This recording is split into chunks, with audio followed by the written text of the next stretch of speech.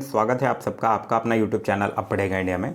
आज हम लोग इस वीडियो में देखेंगे जो हम लोगों ने ट्यूटोरियल 5000 MCQ का सीरीज स्टार्ट कर रखा है। उस सीरीज में आज आगे बढ़ते हुए हम लोग देखेंगे प्रैक्टिस सेट नंबर 3। यह जो प्रैक्टिस सेट होगा वो पूरे डिस्क्रिप्शन के साथ आप लोगों के समक्ष रखा जाएगा। इसका अगर आप लोगों को PDF चाहिए तो PDF के लिए वीडियो के दिए गए डिस्क्रिप्शन लिंक से जाकर आप टेलीग्राम ग्रुप ज्वाइन कर सकते हैं या फिर व्हाट्सअप ग्रुप ज्वाइन कर सकते हैं। वहाँ इसका PDF जो है वो प्रोवाइड करवा दिया गया है। तो चलिए अब बढ़ते हैं अपने क्वेश्चंस की तरफ। आज का जो हमारा पहला क्वेश्चन है वो यह कह रहा है कि निम्नलिखित में से कौन सा सहायक संधि की विशेषता नहीं है। देसी रियासतों को एक ब्रिटिश रेजिमेंट रखना होता था, यह बिल्कुल सहायक संधि में ऐसा कहा गया था। देसी रियासतों को आंतरिक शासन कंपनी के अधीन होगी, ये गलत है, ये ऐसा कुछ सहायक संधि की विशेषता नहीं थी। तो इस क्वेश्चन का जो सही आंसर होगा वो होगा ऑप्शन नंबर बी। सहायक संधि की अगर बात करते हैं तो ध्यान रखिएगा, लॉर्ड ब्लेजली जो था वो सहायक संधि शुरू किया था, लेकिन भारत में सहायक संधि का प्रयोग ब्लेजली से पहले भी एक फ्रांसीसी गवर्नर जो था डुप्ले, उसने किया था। साथ ही साथ सहायक संधि से एक और क्वेश्चन पूछा जाता है कि किसने सहायक संधि स्वीकार नहीं किया था। तो इंदौर के होलकरों जो थे वो उन्होंने सहायक संधि को स्वीकार नहीं किया था। नेक्स्ट है हमारा क्वेश्चन नंबर सेकंड, कह रहा है निम्न में से किस समाचार पत्र पर बर्नाकुलस प्रेस एक्ट के तहत कार्यवाही की गई थी। बर्नाकुलस प्रेस एक्ट अगर याद रखना है तो याद रखिएगा मार्च 1878 में लगाया था लिट्टन ने और 1882 में हटाया था रिपन ने, और पाइनियर अखबार जो था वो बर्नाकुलस प्रेस एक्ट का समर्थन किया था। अब आपसे क्वेश्चन पूछ रहा है कि किस समाचार पत्र पर बर्नाकुलस प्रेस एक्ट के तहत कार्यवाही की गई थी। तो यह किस पे किया गया था, यह किया गया था भारत मिहिर पर। तो इस क्वेश्चन का जो सही आंसर होगा वो होगा option number B, Bharat Mihir. Next है कि इंडिपेंडेंट नामक समाचार पत्र किनके द्वारा प्रकाशित या संपादित किया गया था। तो इंडिपेंडेंट किया गया था मोतीलाल नेहरू के द्वारा। तो इस क्वेश्चन का सही आंसर होगा वो होगा option number B, Motilal Nehru के द्वारा। मोतीलाल नेहरू से याद रखिएगा 1923 में इलाहाबाद में चित्तरंजन दास और मोतीलाल नेहरू के द्वारा ही स्वराज पार्टी की स्थापना की गई थी। आगे कह रहा है कि बाल हत्या प्रथा किस प्रेसिडेंसी में अधिक थी। तो बाल हत्या प्रथा जो था वो बंगाल प्रेसिडेंसी में अधिक था। तो इस क्वेश्चन का सही आंसर होगा वो होगा option number C, Bengal presidency में। नेक्स्ट है कि रेशमी रुमाल संयंत्र किससे संबंधित है। तो रेशमी रुमाल संयंत्र जो है वो मौलवी अबुदुल्ला सिंधी से संबंधित है। तो इस क्वेश्चन का सही आंसर होगा वो होगा option number B. Next question है क्वेश्चन नंबर 6, कह रहा है असहयोग आंदोलन के लिए प्रस्ताव जो है वो किस कांग्रेस अधिवेशन में पारित किया गया था। तो देखिए असहयोग आंदोलन का जो प्रस्ताव था वो 1920 का जो नागपुर अधिवेशन हुआ था उसमें पारित किया गया था। तो इस क्वेश्चन का सही आंसर होगा वो होगा ऑप्शन नंबर सी, 1920 का नागपुर अधिवेशन। साथ ही साथ याद रखिएगा इसके प्रस्ताव को CR दास के द्वारा प्रस्तावित किया गया था। नेक्स्ट है कि निम्नलिखित में से कौन पारिस्थितिकी तंत्र के विषय में सही नहीं है, यह पूछ रहा है। यह एक बंद तंत्र होता है, यही गलत है। पारिस्थितिकी तंत्र एक बंद तंत्र नहीं होता है। तो इस क्वेश्चन का सही आंसर होगा वो होगा ऑप्शन नंबर ए, इसकी अपनी उत्पादकता होती है, ये बिल्कुल सही है। यह एक प्राकृतिक संसाधन तंत्र होता है, ये बिल्कुल सही है। और यह एक कार्यशील इकाई होता है, ये भी बिल्कुल सही है। नेक्स्ट है कि निम्नलिखित में से कौन जो है वो प्रसिद्ध जैविक हॉटस्पॉट है। तो प्रसिद्ध जैविक हॉटस्पॉट जो है वो पश्चिमी घाट जो है वो एक प्रसिद्ध जैविक हॉटस्पॉट है। तो इस क्वेश्चन का सही आंसर होगा वो होगा ऑप्शन नंबर डी। नेक्स्ट है कि किस चक्र के संचालन में सौर विकिरण की महत्वपूर्ण भूमिका होती है। तो सौर विकिरण की महत्वपूर्ण भूमिका होती है जल चक्र में। तो इस क्वेश्चन का सही आंसर होगा वो होगा ऑप्शन नंबर बी, जल चक्र। नेक्स्ट है कि गौतम बुद्ध ने संघ में भिक्षुणी या स्त्री की प्रवेश की अनुमति कहाँ दी थी। तो ये जो कहाँ दिए थे, वैशाली में दिए थे। तो इस क्वेश्चन का सही आंसर होगा वो होगा ऑप्शन नंबर ए, वैशाली में। ध्यान रखिएगा द्वितीय बौद्ध संगति भी जो है वो वैशाली में ही हुआ था। नेक्स्ट क्वेश्चन है कि भारत के किस क्षेत्र में सर्वाधिक दैनिक तापांतर पाया जाता है। तापांतर यानी कि टेम्परेचर डिफरेंस, तो ये सबसे ज़्यादा जो पाया जाता है वो मरुस्थलीय क्षेत्र में पाया जाता है। तो इस क्वेश्चन का सही आंसर होगा वो होगा ऑप्शन नंबर सी, मरुस्थलीय क्षेत्र में। नेक्स्ट है कि 3 जनवरी को उपसौर की घटना होती है। तो 3 जनवरी को उपसौर की घटना होती है और इस दिन क्या होता है, पृथ्वी जो है वो सूर्य की दूरी, पृथ्वी और सूर्य की दूरी जो होती है वो सबसे न्यूनतम होती है, ये उपसौर होता है। और अपसौर क्या होगा, जब मैक्सिमम होगा। तो इस क्वेश्चन का सही आंसर होगा वो होगा ऑप्शन नंबर सी। कौन सी भूकंप तरंगे जो है वो सबसे अधिक विनाशकारी होती है। तो एल तरंगे जो होती है वो सबसे अधिक विनाशकारी होती है। तो इस क्वेश्चन का सही आंसर होगा वो होगा ऑप्शन नंबर सी, एल तरंगे। नेक्स्ट है कि निम्नलिखित में से कौन जो है वो सही सुमेलित है, यह आपसे पूछ रहा है। रेड क्लिफ भारत और चीन, गलत है। रेड क्लिफ भारत और पाकिस्तान होना चाहिए। उसके बाद कह रहा है डुरंड रेखा भारत और पाकिस्तान, ये गलत है, ये अफगानिस्तान और पाकिस्तान होना चाहिए। मैगिनॉट रेखा फ्रांस और जर्मनी, ये बिल्कुल सही है। तो इस क्वेश्चन का जो सही आंसर होगा वो होगा ऑप्शन नंबर सी। नेक्स्ट है कि निम्नलिखित में से कौन सी पर्वत श्रृंखला सबसे लंबी है। तो सबसे लंबी पर्वत श्रृंखला जो है वो एंडीज पर्वत श्रृंखला है, जो कि दक्षिण अमेरिका के पश्चिमी तट पर स्थित है। तो इस क्वेश्चन का सही आंसर होगा वो होगा ऑप्शन नंबर डी, एंडीज पर्वत श्रृंखला। नेक्स्ट है कि किस अधिनियम के द्वारा केंद्रीय बजट को राज्यों के बजट से अलग कर दिया गया था। तो यह भारत शासन अधिनियम 1919 के द्वारा किया गया था। तो इस क्वेश्चन का जो सही आंसर होगा वो होगा ऑप्शन नंबर बी, भारत शासन अधिनियम 1919 के द्वारा। याद रखिएगा, भारत शासन अधिनियम 1919 के द्वारा ही केंद्र में द्विसदनात्मक विधायिका की भी स्थापना की गई थी और भारत में एक लोक सेवा आयोग के गठन का प्रावधान भी किया गया था। नेक्स्ट है कि निम्नलिखित में से किस योजना के आधार पर संविधान सभा का गठन हुआ था। तो संविधान सभा का गठन जो है वो कैबिनेट मिशन योजना के आधार पर हुआ था। तो इस क्वेश्चन का सही आंसर होगा वो होगा ऑप्शन नंबर ए, एक कैबिनेट मिशन योजना।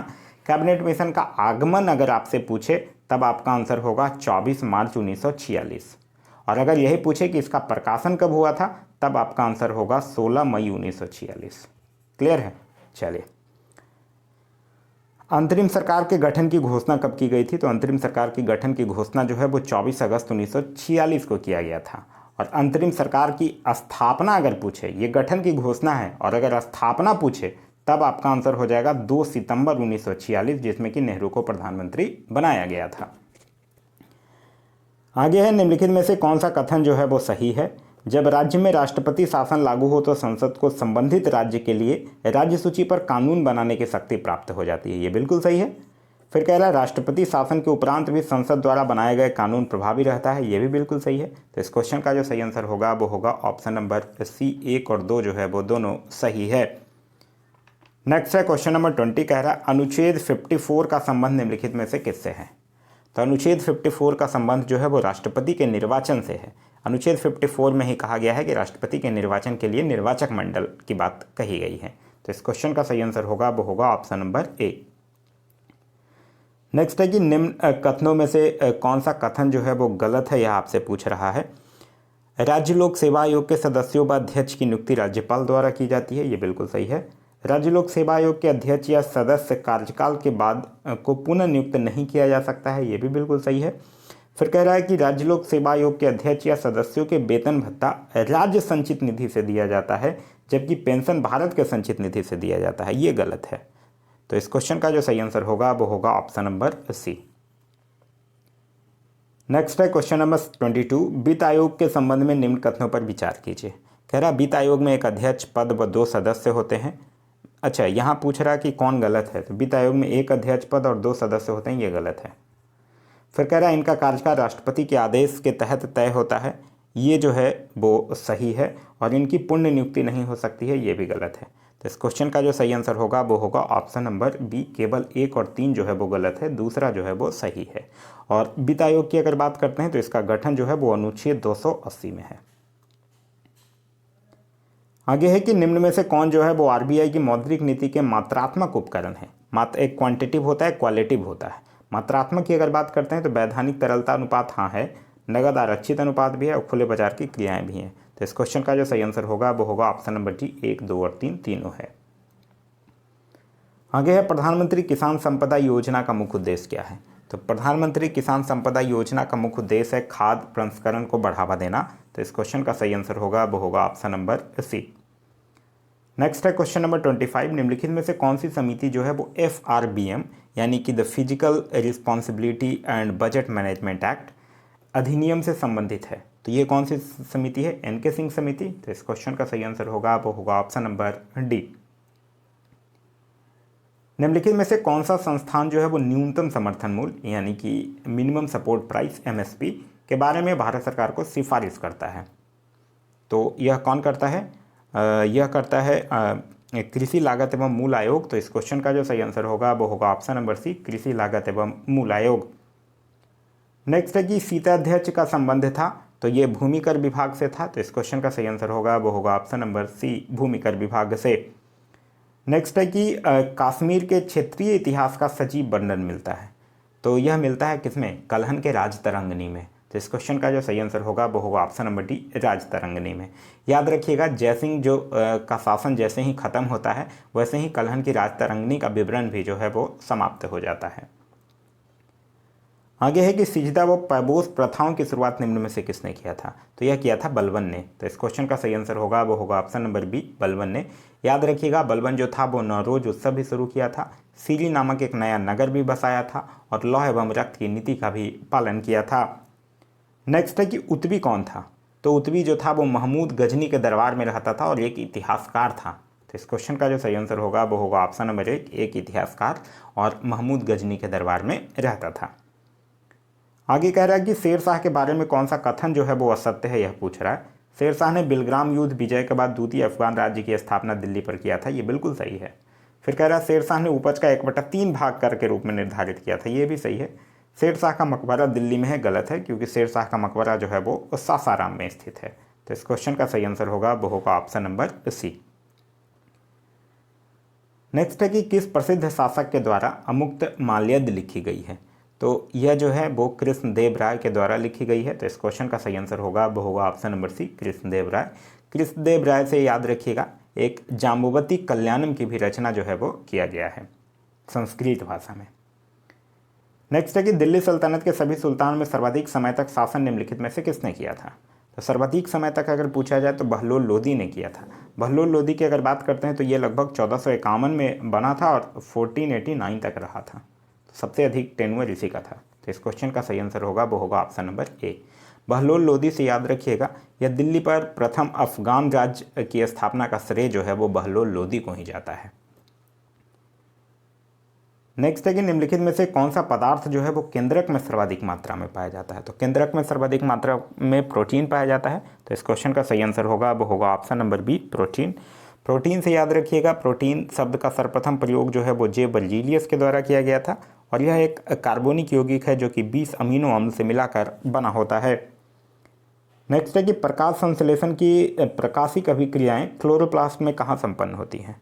तो यह जो है वो ग्रेना में संपन्न होती है। तो इस क्वेश्चन का सही आंसर होगा वो होगा option number A, grana.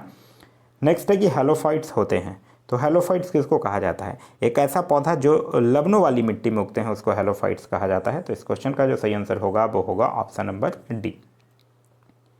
Next है कि निम्न में से कौन सा टेस्ट जो है वो एड्स के लिए किया जाता है। पीसीआर यानी पॉलीमराइज चेन रिएक्शन, ये एड्स के लिए किया जाता है। CD4 भी किया जाता है, एलिसा भी किया जाता है। रीपा टेस्ट जो है वो एड्स के लिए नहीं किया जाता है। तो इस क्वेश्चन का जो सही आंसर होगा वो होगा ऑप्शन नंबर डी, केवल 1, 3 और 4 जो है वो किया जाता है। नेक्स्ट है कि निम्न में से कौन सा रुधिर प्लाज्मा में कोई एंटीबॉडी नहीं होता है। तो एंटीबॉडी नहीं होता है किसमें, ए बी में। और अगर एंटीजन पूछे तो एंटीजन ए बी में अगर बात करें तो इसमें ए और बी दोनों एंटीजन होता है। ट्रिपल वैक्सीन डीपीटी में कौन सा एक नहीं होता है। तो डिप्थेरिया होता है, पीलिया नहीं होता है। तो इस क्वेश्चन का सही आंसर होगा वो होगा ऑप्शन नंबर बी, पीलिया। नेक्स्ट है कि अल्फा कण का द्रव्यमान हीलियम के एक अणु के बराबर होता है, इसके आवेश किसका बराबर होता है। तो इसका आवेश जो है वो 2 प्रोटॉनों के बराबर होता है। तो इस क्वेश्चन का सही आंसर होगा वो होगा ऑप्शन नंबर सी, 2 प्रोटॉनों के बराबर होता है। नेक्स्ट है कि न्यूटन के किस गतिकी नियम से बल का व्यंजक प्राप्त होता है। तो देखिए प्रथम नियम से बल की परिभाषा और दूसरे नियम से बल का व्यंजक। तो इस क्वेश्चन का सही आंसर होगा वो होगा ऑप्शन नंबर बी, द्वितीय गतिकी नियम। नेक्स्ट है कि सिलिकॉन, जर्मेनियम, कार्बन आदि पदार्थों की प्रतिरोधकता ताप बढ़ने पर क्या होगी। तो ये सबसे भी कंडक्टर है, तो इसके ताप बढ़ने पर इसकी प्रतिरोधकता जो है वो बढ़ेगी। तो इस क्वेश्चन का सही आंसर होगा वो होगा ऑप्शन नंबर ए, बढ़ती है। नेक्स्ट है कि निम्न में से किस तत्व का सर्वाधिक समस्थानिक होता है। तो सर्वाधिक समस्थानिक होता है पोलेनियम का। तो इस क्वेश्चन का सही आंसर होगा वो होगा ऑप्शन नंबर डी, पोलेनियम का।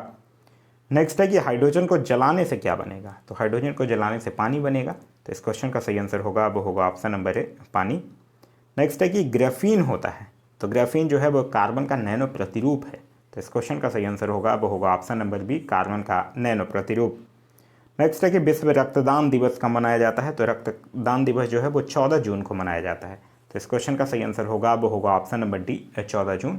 जून के अन्य भी कुछ इंपॉर्टेंट डेज याद रखिएगा, जैसे 5 जून को विश्व पर्यावरण दिवस, 20 जून को विश्व शरणार्थी दिवस, 21 जून को अंतर्राष्ट्रीय योग दिवस और 23 जून को अंतर्राष्ट्रीय ओलंपिक दिवस जो है वो मनाया जाता है। नेक्स्ट है कि निम्नलिखित को सुमेलित करना है। प्लाज्मा अनुसंधान संस्थान कहाँ है? गांधीनगर में है। राष्ट्रीय समुद्र विज्ञान संस्थान कहाँ है? तो यह पणजी में है। फिर है केंद्रीय खाद्य प्रौद्योगिकी अनुसंधान संस्थान, तो ये मैसूर में है। और भारतीय मौसम विज्ञान संस्थान जो है वो दिल्ली में स्थित है।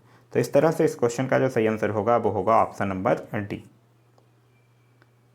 नेक्स्ट है कि पंचरात्र का संबंध किस धर्म से है? तो ये वैष्णव धर्म से है। तो इस क्वेश्चन का सही आंसर होगा वो होगा ऑप्शन नंबर ए।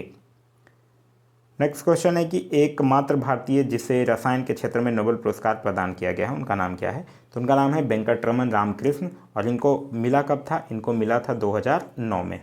ठीक है। नोबेल पुरस्कार की अगर बात करते हैं तो नोबेल पुरस्कार की स्थापना जो है वो एक स्वीडन के वैज्ञानिक अल्फ्रेड बेनहार्ड नोबेल के द्वारा 1901 में किया गया था।